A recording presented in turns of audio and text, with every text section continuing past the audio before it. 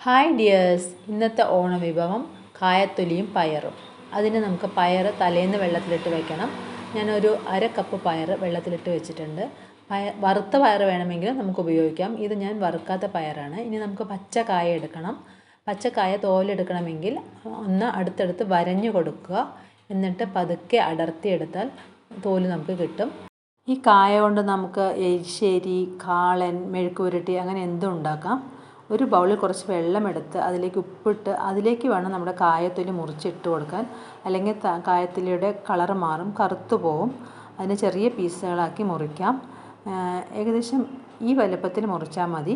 ഇപ്പോൾ എൻ്റെ കയ്യിൽ 2 കായയുണ്ട്. 2 കായയുടെ തൊലിയും കൂടെ മുറിച്ചപ്പം എനിക്ക് ഏകദേശം ഇത്രയാണ് കിട്ടിയിരിക്കുന്നത്. ഇത് നമുക്ക് എടുത്ത് മാറ്റി വയ്ക്കാം. നല്ലപോലെ കഴുകിയ ശേഷം നമുക്കിതിനെ ഒരു കുക്കറിലേക്ക് ഇടാം. തലേന്ന് വെള്ളത്തിലിട്ട് വെച്ച പയറാണിത്. ഒരു അര കപ്പ് പയർ കുതിർന്നപ്പോൾ ഇത്ര ആയിട്ടുണ്ട്. ഇതിലേക്ക് 1/2 ടീസ്പൂൺ മഞ്ഞൾ, 1 ടീസ്പൂൺ ഉപ്പ്, 1 ഗ്ലാസ് വെള്ളവും ഒഴിച്ച് ഒരു വിസിലിന് വേവിച്ചെടുക്കാം. ചതച്ച മുളകിട്ടാണ് ഈ കറി വയ്ക്കുന്നത്. അതിനായി നമുക്കൊരു 8 മുളക് എടുത്ത് ഞെട്ട് കളഞ്ഞ് ഒന്ന് ചതച്ച് കൊണ്ടുവരാം.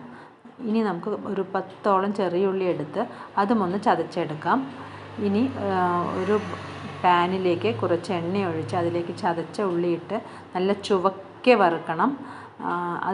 അതിലേക്ക് നമുക്ക് 2-2.5 ടീസ്പൂണോളം ചതച്ച മുളകിട്ട്, ആ 8 ടീസ്പൂൺ മുളക് ചതച്ചാൽ കിട്ടുന്ന മുളക് മുഴുവനും ഇട്ട് കുറച്ച് കറിവേപ്പിലയും ഇട്ട് നല്ലപോലെ വതക്കുക.